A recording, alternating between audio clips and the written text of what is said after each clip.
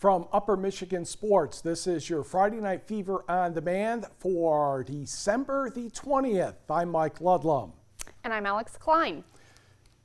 The Iron Mountain boys basketball team has a 2-0 record going into tonight's first road game of the season, but that road trip isn't very far away. The Mountaineers went east to Norway to face the Knights. We'll start in the second quarter. Iron Mountain up by 8. Nice ball movement down low to Foster Wonders. The nice spin and off glass. It's 16-6, and he would end up with 33 points shortly after. Marcus Johnson taking it himself. The acrobatic bucket plus the foul. 3-point play puts the Mountaineers lead to 17. But Norway responds with a 3 of its own. The conventional way, Jeffrey Van Holla drops it off to Gannon Bray, and he drains the triple. The Knights feeling like they have a little bit of momentum here. Logan Parolini driving to the basket, and the nice left hand for 2. He is pumped, and Norway's only down 23-13. Knights feeling it, but Marcus Johnson stopping that. The steal, the wink, and he is going the other way, making contact and gets the roll. He finished with 19 points, and Iron Mountain is up 27-13. They roll in this one 75-41. And staying in Dickinson County, Kingsford entertaining Westwood. Start in the first quarter. Off the steal, Flivers, they are going the other way. Chris Carollo, he stops up. He'll go to Michael Meneguzzo at the top of the key and drains the triple. Kingsford with the first basket of the game. Not long after, Patriots, they turn it over again. Cole Brackett goes ahead to Nick Nora and the easy bucket. It's 5-zip for the home team. The Patriots, they finally get their act together. Zachary Beckman, he goes cross court to Zachary Carlson. To the corner, stops up and hits the 3. We're all tied at 7. Westwood inbounds, but Kingsford with the steal. Cole Brackett laying it off to Brody Kopp. The hoop and the harm. We are tied at 13. This one goes the distance, but Westwood wins in overtime, 68-65. Chris Carollo had 23 points. Let's go to the Eastern UP, where young basketballers were showing their skills at the halftime of the Sault Ste. Marie St. Ignace game. First half action, Michael Goldenbogen banking the floater off the glass, 6-0 visitors.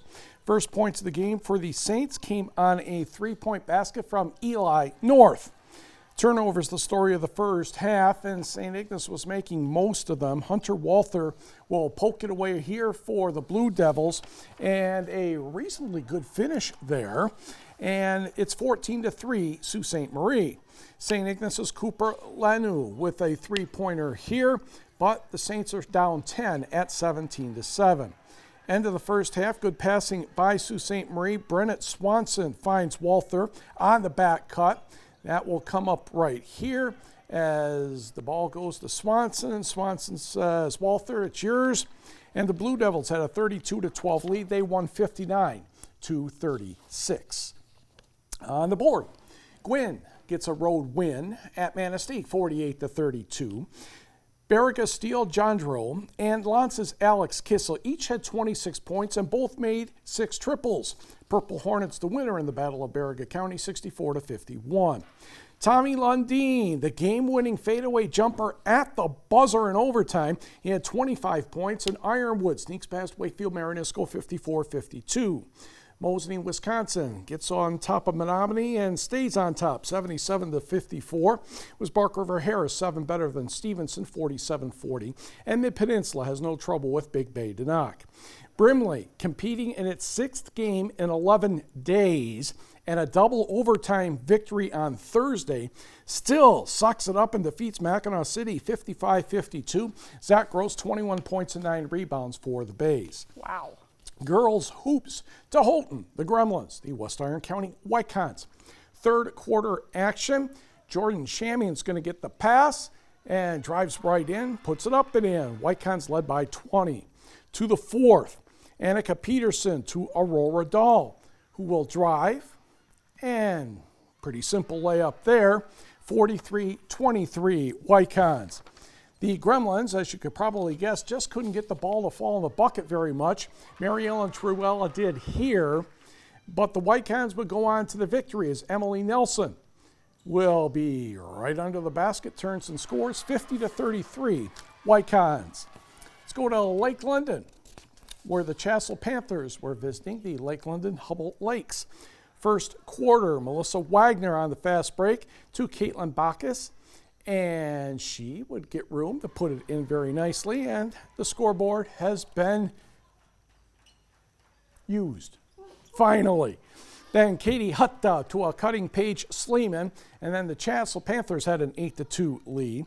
Megan Corrigan dribbles in, and she gets that one home. Lakes within 6, but Aaliyah Palisari would put Chancellor up 12-10, and they go on to win 50-28. On the board, Negaunee, 14 points and 19 rebounds from Alyssa Hill. The Miners beat Hancock 54-36. 4 players in double figures for Ontonagon, 64-21, defeating Dollar Bay. Drummond, 10 better than Ironwood, 51-41. Escanaba, a nice road win at Cedarburg, 70-64. North Dickinson puts the clamps on defense and shuts down Carney-Nato 42-37. Kennedy Anglin had 23, and Mid-Penn cruises past Big Bay to knock. Andy Arsenault, 25 points. North Central wins at Munising, 56-48. Brimley, 45. Cedarville, 38. Rudyard, 10 better than Newberry, 58-48. And Pickford coasts past Detour. St. Ignace made a shot at the buzzer to edge Sault Ste. Marie 40-37. And the Springer twins, Jordan 22, Jenna 21, a victory for the Florence Bobcats 54-44. And in college basketball, Lake Superior State wins in California 67-47. Madison Raymond had 17 points and 20 rebounds for the Lakers. The 47th annual Marquette Wrestling Challenge takes place Saturday at the Barb Krill Gymnasium at the high school. Another quality group of teams will be participating. Marquette's off to a pretty good start this season, winning a pair of matches of a double duel this week in Dickinson County. Joe LeGroux has a chance of taking first in the 112-pound weight class for the Redmen. He was the runner-up a year ago. Marquette coach Tony Gens knows his wrestlers will be tested. We got a young team. We're scrapping in every match so far. We've had some good early success. We'll see how it goes tomorrow.